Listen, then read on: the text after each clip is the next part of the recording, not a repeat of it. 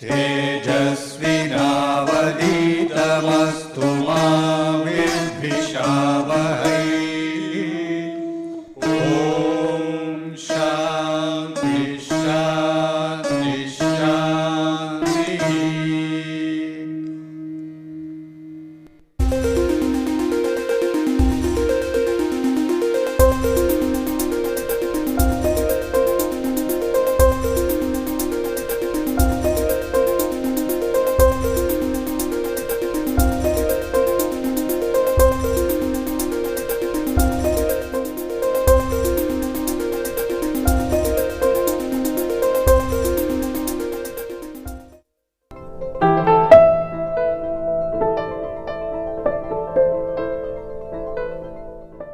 Hello and welcome.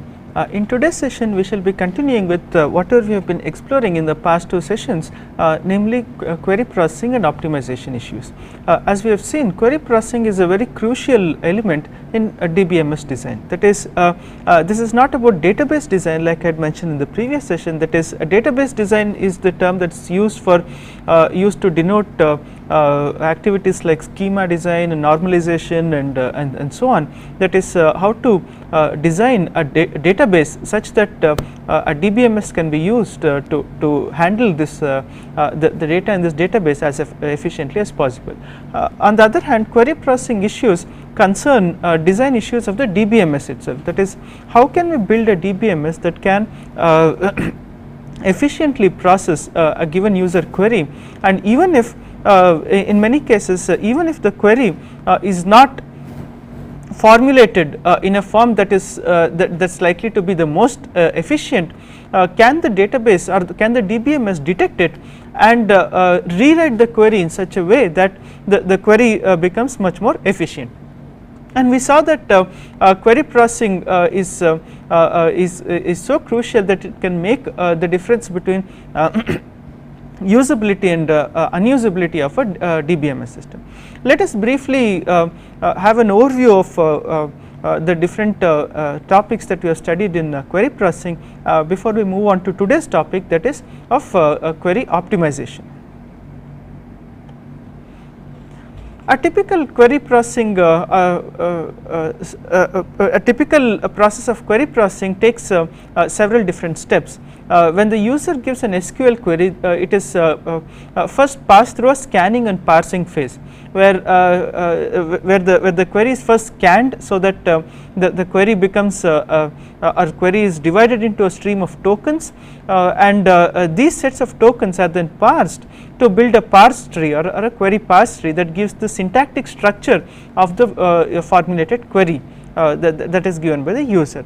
Now from this parse tree a logical query plan is generated. That is, the parse tree is rewritten based on certain rules, heuristic rules, and several different rewritings of this parse tree are possible, and one of them is chosen based on some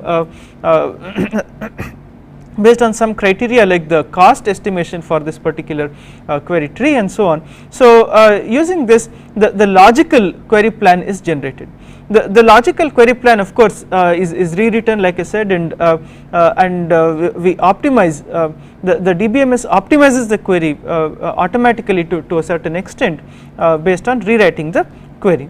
Then from this the physical query plan is generated. The physical query plan is a plan written in an intermediate language that is either interpreted, that is executed directly by the DBMS, or is compiled into machine code. So and in the last two sessions we saw what could be the or what are the typical building blocks of this physical query plan language.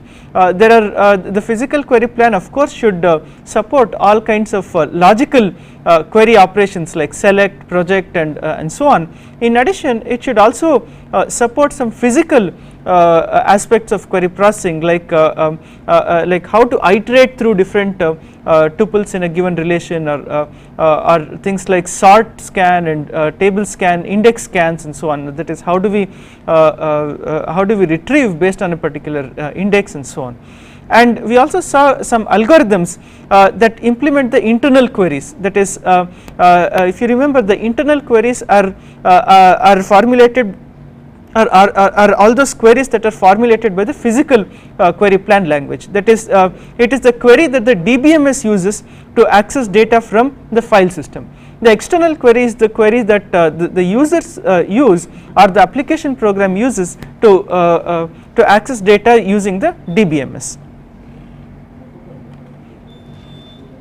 We saw different kinds of access algorithms based on the physical query plan constructs. We saw different, we basically divided these algorithms into one pass algorithms and multi pass algorithms. One pass algorithms are those algorithms which make at most or exactly one pass over the required relation. But one pass algorithms have a limitation in the sense that if we are using a one pass algorithm for a relation at a time operator, what is a relation at a time operator? An operator that requires the entire relation to be present in order to answer the question that is being posed by the query. For example, operators like removing duplicates, that is the unique operator in SQL, or order by or group by in SQL, and so on. So all these require the entire relation to be available before the query is answered. Unless the entire relation is processed, the first even the first tuple of the answer cannot be returned.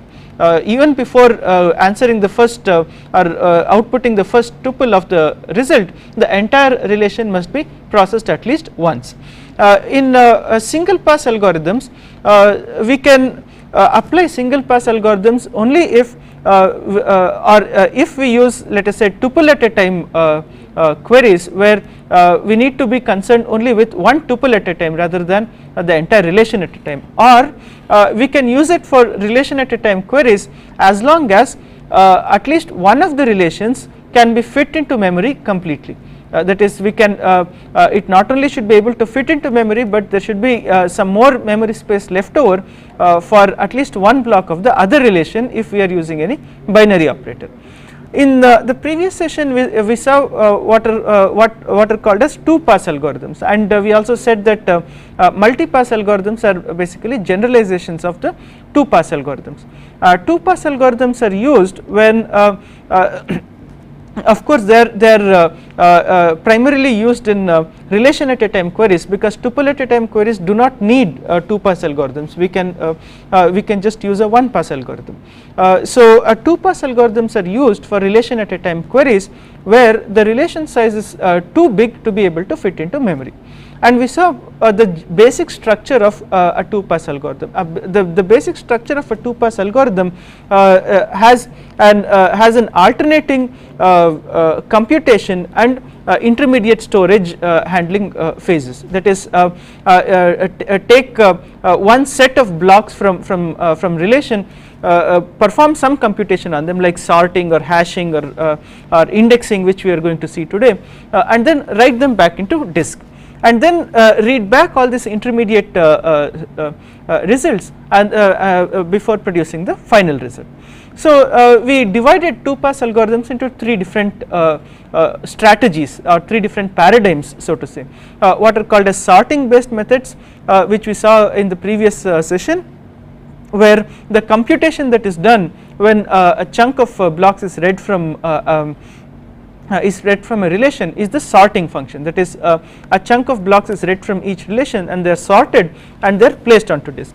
The next kind of algorithms that we saw were the hash based methods, where we read a chunk of blocks from the relation and start hashing each tuples based on certain criteria. If it is a natural join, for example, we hash it on the common attribute, or if it is a group by, or if it is a unique function, then we hash based on the entire tuple, and so on. Today we are going to look at the last method, or we are going to see just an overview of the last method, namely the index based methods. That is, where the computation that is used is an indexing function, that is adding or searching on an index, and for our purposes we are going to assume a sorted index like a B plus tree. A sorted index is something where we can use the index structure not only to retrieve retrieve a tuple based on a key value, but we can also retrieve tuples based on a sorted order, based on the sorted order of all the key values that are present in the relation.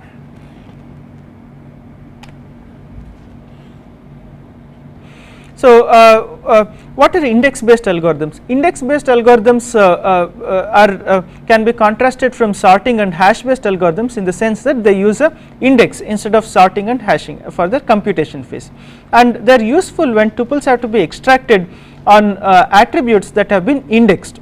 And they are especially useful for selection functions, especially if of course that is when the attributes that are being searched for are indexed, and they are fairly effective for joins and other binary operations. As we will see, there is another join function called zig-zag join, which is also quite popular as a hash join in terms of efficiently computing joins between two or more between two relations. Let us look at the first algorithm in index based methods. How do we perform select, or how do we perform a select operation based using an index?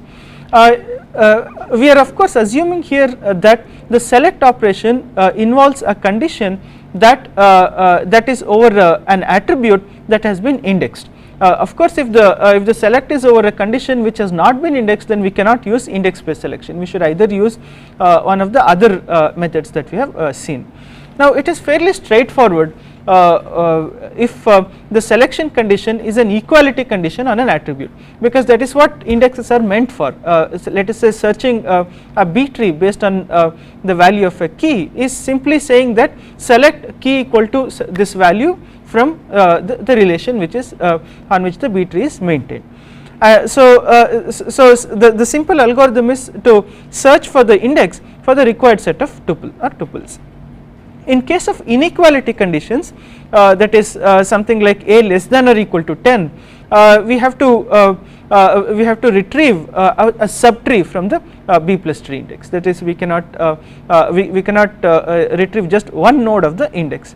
And we are also making another assumption here, that the equality and the inequality condition involves the key and a constant and not another attribute. That is, we are saying a equal to 10 or a less than or equal to 10. We are not saying something like a equal to b, where b is another attribute which has not been indexed. And we have to search for all tuples in such a case where the indexed attribute is equal to some other attribute that has not been indexed. We shall not be covering all the other algorithms, say set theoretic algorithms on index based methods. Once after we have seen the general pattern of how set based operators like union, intersection and set difference are performed using sorting and hashing, it is fairly straightforward to design algorithms using index based methods as well. Let us look at the last query that we looked at the other algorithms, namely joins or natural joins. How do we perform natural joins using index based algorithms? Now consider a natural join as usual between two relations r x comma y and s y comma z, where y is a set of attributes that are common between r and s. That is, y is the attribute over which the natural join is going to be performed. Now assume that suppose y is not only indexed, that is the y attribute is not only indexed, it is also the primary key in S. Okay, assume that S has an index over its y component. Okay, if it is a primary key, then it becomes even more simpler, but even if it is not and it is just an indexing attribute or set of attributes, we can use the following algorithm. We just start reading R, that is the first relation in this chunk of blocks, that is chunk of m blocks. So read R block by block, and for each tuple that we have read from R, extract its y component and search relation S based on the y component. That is, we start sequentially reading one of the relations, and for each block that we read, we do a index search. and because index search is much faster, we find the set of all relations. Let us say if it is a primary key, then we find exactly one relation, and if it is not a primary key, we have to use some kind of a clustering index, and we find a set of tuples, a set of tuples that may contain this value of y that we are looking for. Now all that we have to do is join this tuple with how many ever tuples that we have found in S, and we have computed the natural join over R and S. So if a corresponding tuple is found, then perform the join and push this to the output buffer.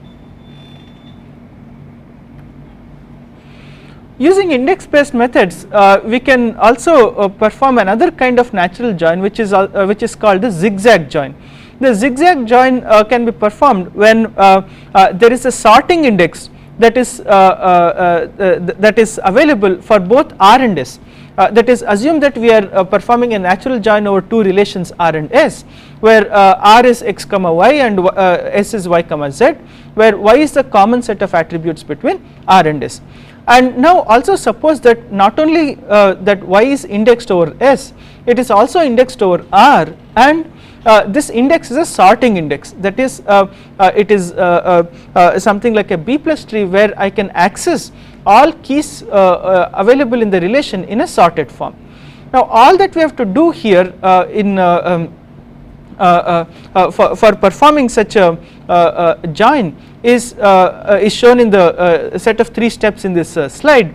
We just use, or we just keep calling getNext function. Note that we can represent relations R and S as iterators. So we just open both relations in iterators. We and let us say we use R and start calling getNext function on the iterator, R iterator. Now this getNext function will get the next logical key or the next sorted key in this in R, and for each key that is found in R, we start searching for corresponding tuples or matching tuples in S, and if matching tuples are found, perform the join and append the output to the buffer. Such an algorithm is called a zigzag join. This is because even though logically we are going in a sorted form, physically the control would actually be going in a zigzag fashion or on the storage disk. That is, we do not know or we are not sure that the sorted form in which we are accessing the keys is indeed the same form in which records or tuples are stored on disk. So such a algorithm is called a zigzag join. However, it's quite an efficient algorithm because we are using index on both set of attributes, that is both R and S.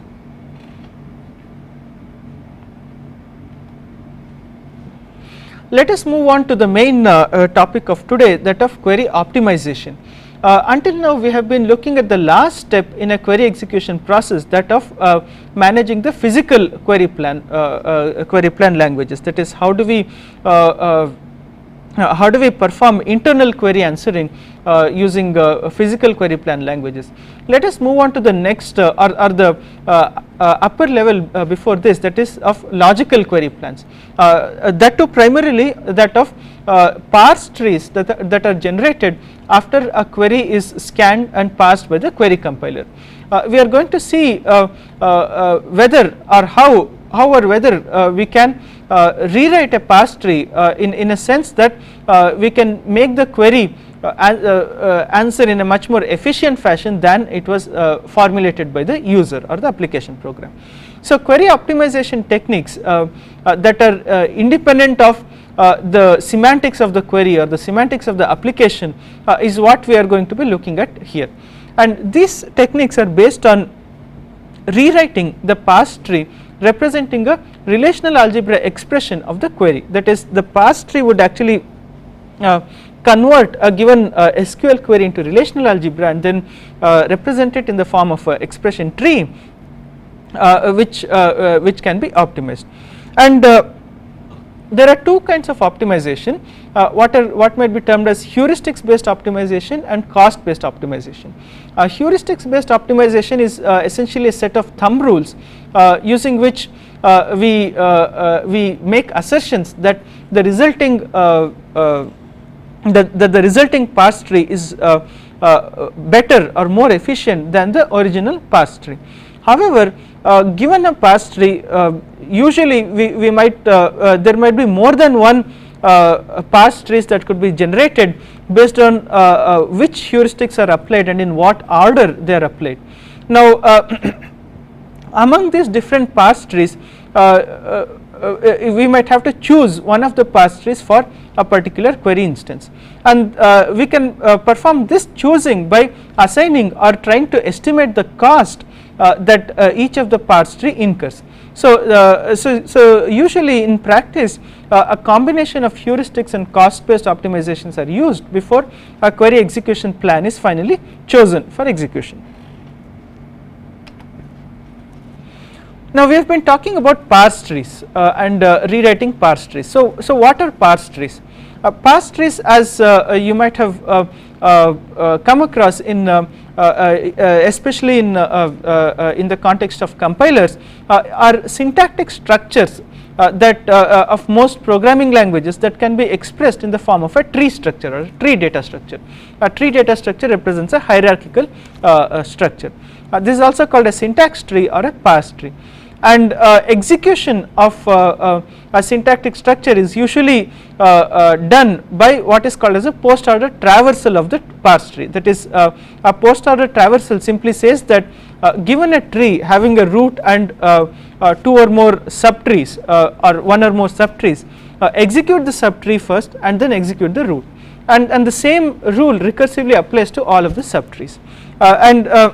We shall not be going into details of how to build a parse tree and traversals and so on, but we shall be concentrating on how to modify a parse tree, that is in the context of relational algebra, that is in the context of queries that are expressed in relational algebra. This slide shows an example of a parse tree. There is the left hand side of the slide shows a small relational algebra query which says project department name from select salary greater than 3 lakhs from again manager join department, where the join condition is manager dot d number equal to department dot d number. That is, it is a natural join between manager and department relations, and from this natural join we are selecting the set of all tuples where the salary field is greater than 3 lakhs and then projecting the set projecting the department names. That is, we are looking we are querying for all departments who or which pay their managers a salary greater than 3 lakhs. The corresponding query can be represented in the form of a tree data structure that is shown in the right hand side of the slide. As the tree shows, the topmost operation project becomes the root node of the tree. Now the project is a unary operation, therefore it has one child which is the select query. So the select query becomes the child of the project query.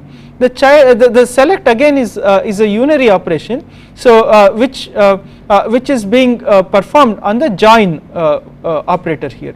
So the join operator becomes the child of select. And the join operator is a binary operator where it has two children, and these two children are its two arguments, that is manager and department relations. So logically, as you can see, the query is expressed, the hierarchical structure that is inherent in the query is made explicit by using the parse tree. Once a parse tree is generated by a query compiler, there are several kinds of checks that are performed on the parse tree before it is optimized. Some of these checks are shown in this slide here. Syntactic checks. The syntactic check simply says that is the syntax of every operator correct. For example, we cannot have two children on a project operator. Project and select are unary operators, and similarly we cannot have a single child on a join operator, it is a binary operator, and so on. And entity checks. Entity checks basically check whether every relation name that is specified in this query actually exists. that is it there on disk, that is there a relation called manager and department on disk and so on. In some cases a relation that is named in a query may not actually exist on disk, but it could be derived, that is it may not be a base table, but it could be a derived view, that is it could be a view that is there in the schema. In such a case the compiler would expand the view.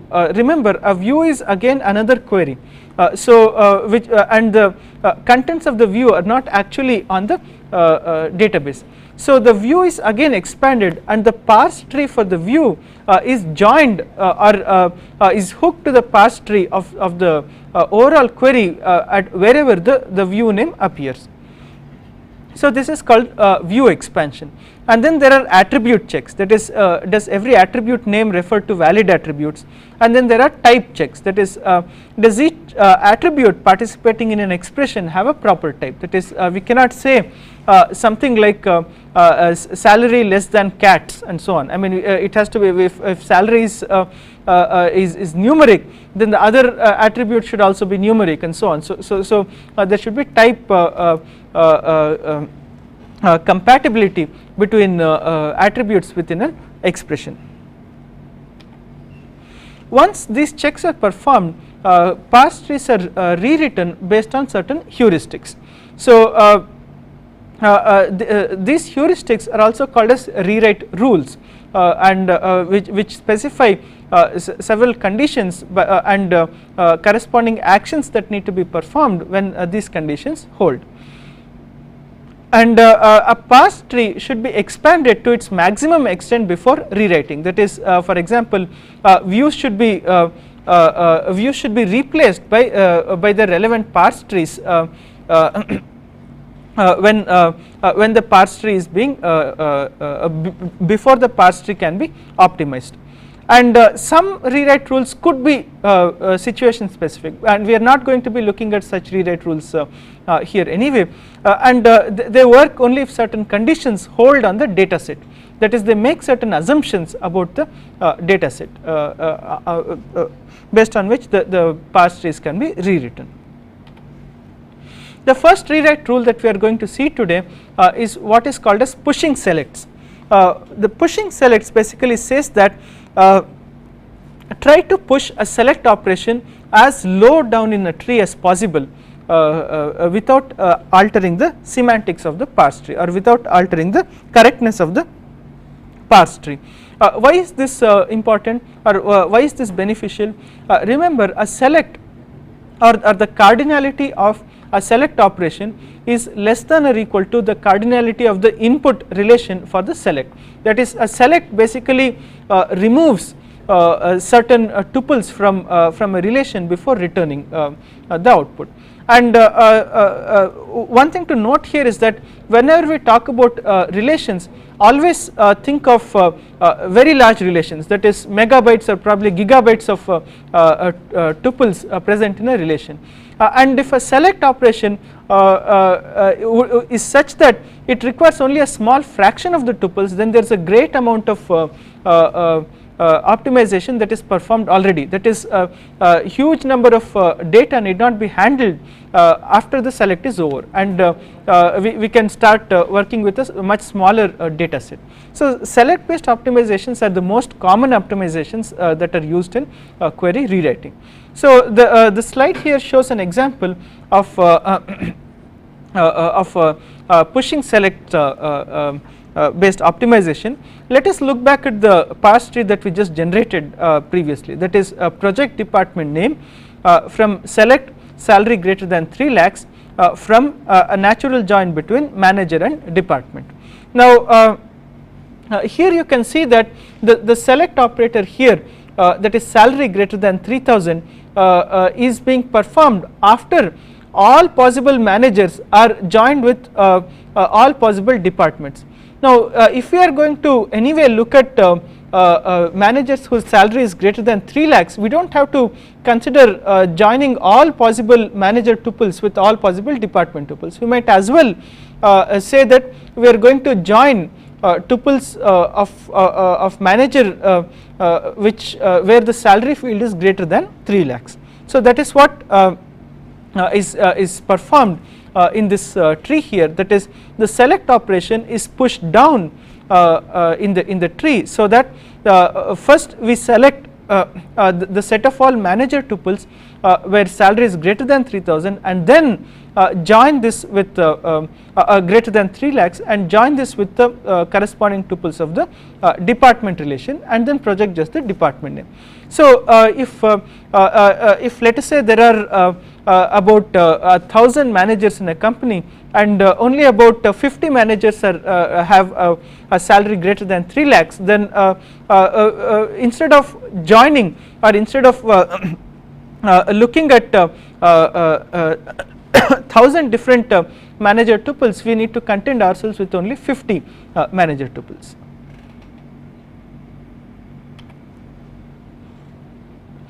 The second form of rewriting rules is also related to pushing selects, and which is called the cascading select or conjunctive selects. That is a select which has a conjunction can be split and cascaded into several different select operations, and which can progressively start reducing the search space as we go along. The slide shows a small example which illustrates this point. Suppose we have a select operation that says select C and D over R, that is select where C and D here are some logical conditions. Now we are selecting those sets of tuples from R where both condition C and condition D holds. If this is just the relation here, now this could be the conjunction should be could be even more, that is it could be C and D and E and F and so on. There could be many more AND conditions here. Now if we leave this as it is, then the entire set of relations are searched for this condition, that is the entire set of conditions are matched on the entire set of relations. On the other hand, we can see that the right hand side of the relation, or the right hand side of this equivalence condition says that select C from select D from R, that is it is a cascading select that is shown in the slide here, where instead of using C and D over R, we say we first say select D over R, that is this could be much more efficient if D is an indexed attribute over R. So if D is an indexed attribute over R, or rather D is a condition over an indexed attribute over R, we can quickly or efficiently retrieve all those tuples that match the condition D. From this much smaller set, or hopefully much smaller set of tuples that have been extracted, we then perform a select C, or we then look for the condition C. So the search space for C is much smaller than the search space of D, and if D is a condition over an indexed attribute, the search space of D or the inner select can also be very fast, that is because we are retrieving based on index searches.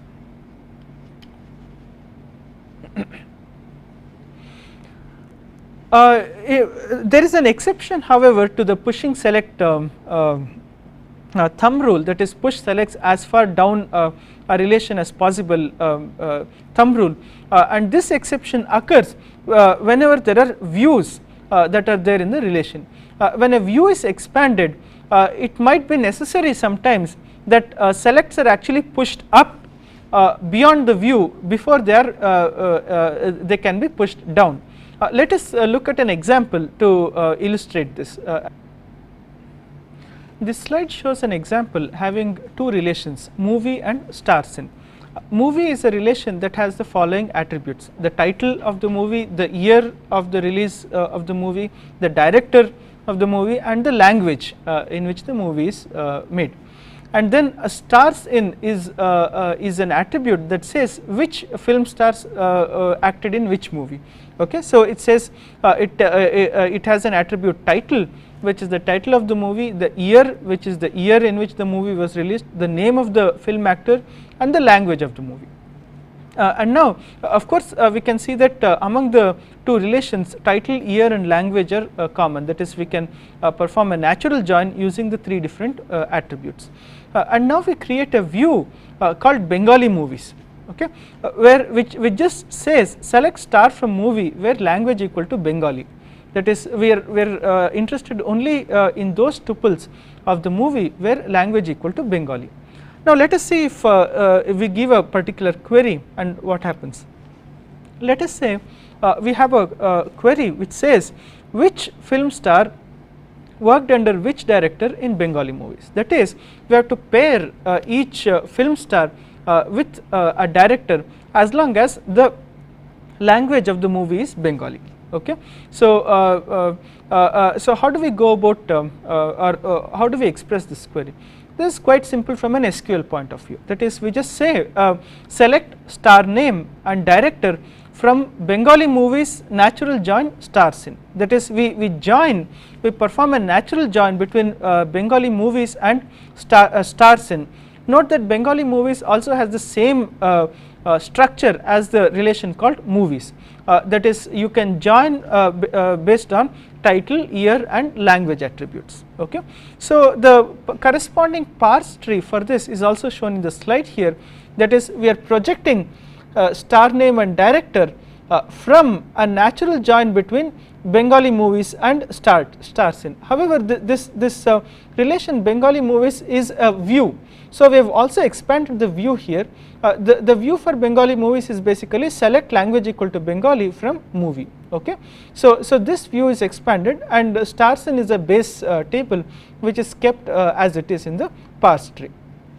Now if you see here we are even though the left hand side of this tree, that is the parse tree that talks about Bengali movies contains tuples where the language field is Bengali, okay. It does not contain tuples having any other language field.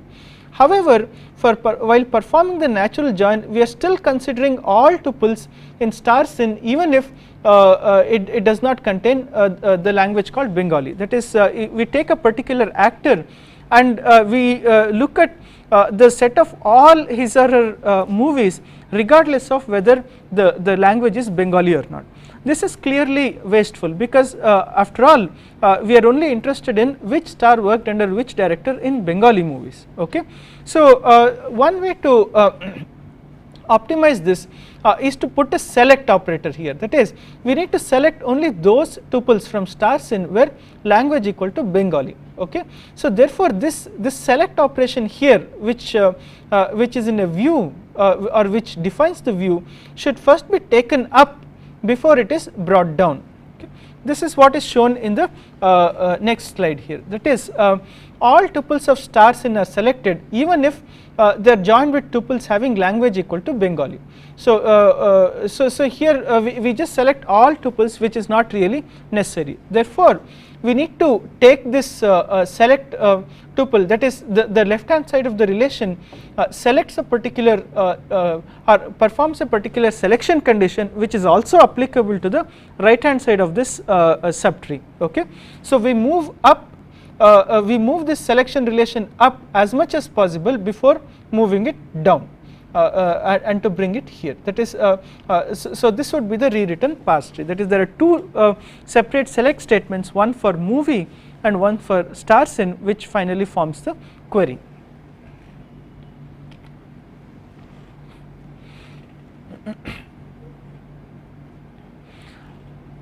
Some more thumb rules involving selects. Sometimes in a join function we perform a join blindly and then select a set of tuples from this joined set of tuples based on a condition that applies to only one of the relations. We have actually seen such a example earlier, but let us revisit it again in order to make this bring out this rule. We didn't apply this rule, however, but because we applied some other rule, okay. Now consider the following query over the movies database, again the same movies database comprising of movie, stars in and Bengali movie relations. Now the query is we are only looking for which actors or which stars acted under the director Satyajit Ray in Bengali movies. Okay, so we are not just pairing up all sets of actors with all sets of directors under Bengali movies. We are just looking for who all acted under the direction of Satyajit Ray in Bengali movies. So the SQL statement for this is again quite simple. We just say select star name from Bengali movies, natural join star sin, where where director equal to Satyajit Ray. Okay, the corresponding parse tree. If we build the corresponding parse tree here, this would look like this. That is, at the lowest level is the join operator between Bengali movies, which is expanded here, that is shown in yellow, and the stars in relation. Now after this, after these two relations are joined, we select for director equal to Satyajit Ray, and then project star name and director. Of course, we need to only project star name. There is no need to project director. Okay, so what we are doing here is that we are joining two relations. Okay, and even if let us say that even if we move this select up and bring it here, we are still joining two relations based on just the factor that language equal to Bengali. However, we can note that in the second relation here, we are finally interested in only those tuples where the director field equal to Satyajit Ray. We are not interested in any other directors whose records are available in this relation here. So we can as well move this director equal to Satyajit Ray select below the join here, that is which is above the join here is now moved below the join function here.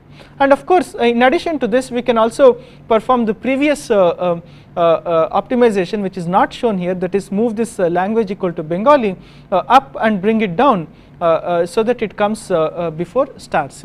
Okay, so there are two different optimizations that are possible in this particular query tree.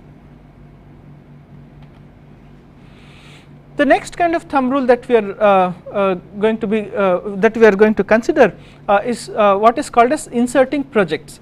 Now note that if the output of a query involves projection of just a few attributes over a large relation containing, let us say, tens of attributes or different or tens or even sometimes even hundreds of attributes, a large tuple containing many different attributes, there is no need to work with so many tuples or so many attributes when all we require is just what is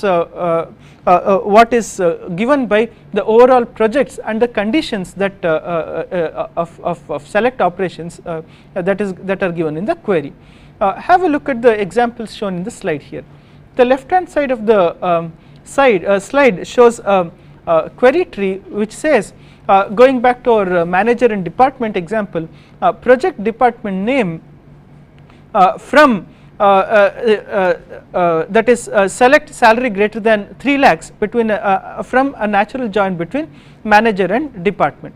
That is this is also optimized, that is the select operator which is here is now brought here so that it is optimized. Okay. Now if we notice the output of this tuple is just the department name, the output of this query is just the department name. The user or the application program is not concerned about any other field of the database, that is anything like the department ID or the number of people in the department, the location or whatever else that is there in the department relation, that is not really important. However, we cannot just throw away all other attributes other than whatever is requested, because these attributes may be required for some conditions. Now which are the other attributes that are required for some conditions? Here manage that is department.d number equal to manager dot d number is another condition that is required for the natural join that is shown here. Okay. So the only set of attributes from department that we are concerned about here are the department name and d number, that is a department number. Similarly, the only set of attributes that we are concerned about for the manager relation is just the salary and the department number. We are not concerned about the name of the manager, the age of the manager, the date of birth, the employee number, the address, nothing. Okay. So what we can do is we might as well insert extra projects down in the query tree, so that the output relation becomes smaller and more focused to what is required for as part of this query. That is, we have inserted a project, d number and salary before manager, because those are all the fields that we require above, and similarly we have inserted a project, d number and department name, because those are all the attributes that are required for this query from the department relation. So that was a brief overview of some of the thumb rules that can be used to rewrite query parse trees in order to make them work better. Let us look at the other aspect of query optimization, that of cost based optimization. A cost based optimization is essentially used to choose between one or more or choose between two or more different candidate parse trees. That is, given a query parse tree, if I have used the thumb rules and generated several other candidate parse trees, each of which claim to be more efficient, which is the one that I have to use. In order to do that, we assign a cost for each of the different components or a cost estimate for each of the different components of a parse tree, and the overall cost of a parse tree is an algebraic expression over each of these cost estimates. It's either a sum of all these cost components or a multiplication or whatever, depending on what exactly is the tree. Now what are the factors that affect execution cost? This slide shows some possible candidates that affect execution cost. Say access cost to second storage, how costly it is to access data from disk or any other storage medium that we are using. Then what is the storage cost, how much storage do we need, especially for storing the intermediate files, and what is the computation cost, how much of processor time that we require, and so on. What is the memory usage cost, how much memory, primary memory or RAM does it take, and what is the communication cost, especially between the DBMS server and the client if they are situated on different machines. And communication cost becomes very profound if we are considering distributed databases. That is, how many communication sequences are required between the different DBMS servers that form this distributed database system. So all of these factors affect the overall query execution cost. A database catalog is a set of value estimates or some kind of metadata or meta information that are stored in a DBMS that are useful for cost estimation. And catalogs are metadata that could be either say table specific metadata, like an estimate of the number of tuples in the table, the size of the table, and the number of blocks that are occupied by the table, and so on. And they could be field specific, like the number of distinct values of a particular field, an estimate of those number of different distinct values of a field, and so on. Or they could be database wide tools, or they could be index specific information, and so on. So let us look at some typical kinds of information that is stored in a catalog and see how we can estimate the cost of different operators. Some typical information that are stored are depicted here. Let us say B of R is the notation used for the number of blocks that are taken up by a relation R. Similarly, T of R is the number of tuples that exist in a relation R. And similarly, V of R comma A is a field specific attribute, that is it is an estimate of the number of distinct values that attribute A has in relation R. and of course for example if attribute A is the gender, then the number of distinct values is only 2. On the other hand, if attribute A is the is something like distance between something and something else, okay, it could take on a range of several other values. And of course V of r comma a1 to an is the set of is the number of distinct values of the combined tuple or the that is formed by a1 to an. Let us look at some simple cost estimation techniques, and there are many more cost estimation techniques other than this, but we are only looking at examples that are that could that show the bigger picture behind this, representative examples of this. Okay, so suppose we have an equality selection, that is select that is S equal to select A equal to C from R, where A is an attribute name and C is a constant. Okay, now if A is an attribute name and C is a given constant, and we know the we have an estimate of the number of distinct values that the attribute can take, which is given by V of r comma A, then the probability of A equal to C is simply 1 over V of r comma A, and because the number of tuples is T of r, the slide here shows the estimate, that is T of S equal to T of r divided by V of r comma A, which is the estimate for the number of tuples that are there in S, and this is a good estimate if all values of A have a fairly uniform probability, or that is in the selection query. If the data set is skewed, then it may not really be a good enough estimate.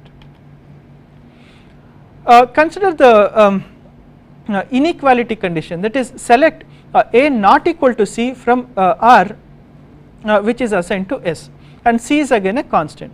Now this is again quite simple, because suppose the number of distinct values of A is given by V of r comma A, then the probability that A is not equal to C is simply V of r comma A minus 1 divided by V of r comma A, that is 1 minus 1 over V of r comma A. Now multiply this with T of r, which gives us an estimate of the number of tuples that could be in S. What about a composite condition, something like select C or D, that is condition C or condition D over R, and assign it to S. Okay, now let us first suppose we have estimated that P tuples in the relation satisfy condition D, condition C, and Q tuples satisfy condition D, and there are n number of tuples in the relation. Now the probability that a given tuple will match C or D is shown here, that is 1 minus the multiplication of 1 minus P over n and 1 minus Q over n, that is this is the probability of a tuple not satisfying C, and this is the probability of a tuple not satisfying D, and the multiplication of this is the probability of a tuple not satisfying both C and D, and 1 over this or 1 minus this is the complement of this. This is typically the De Morgan's law of which says which gives us the probability of tuples that satisfy C or D. Now multiply this with n, or the number of tuples, which gives us the size estimate of the query. The last estimate that we are going to look at is trying to estimate the size of a natural join. Consider a natural join between R of x comma y and S of y comma z. Okay, initially for simplicity let us assume that y is a single attribute, although x and z could be composite attributes, that is they are sets. Okay, now if also let us assume that V of r comma y, that is the number of distinct values of y that are in R, is less than the number of distinct values of y that are in S. Now each tuple in R can be combined with the corresponding tuple in S with a probability of 1 over V of S comma R, because that is the number of distinct values that that is S comma y rather, there is a small bug here, V of 1 over S comma y. Now that is the probability of finding a given value of y. Okay.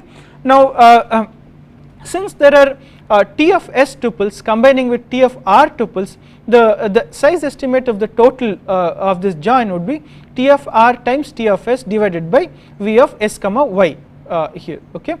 Now this is true if the smaller relation is R, that is the V of R comma Y is less than V of S comma Y.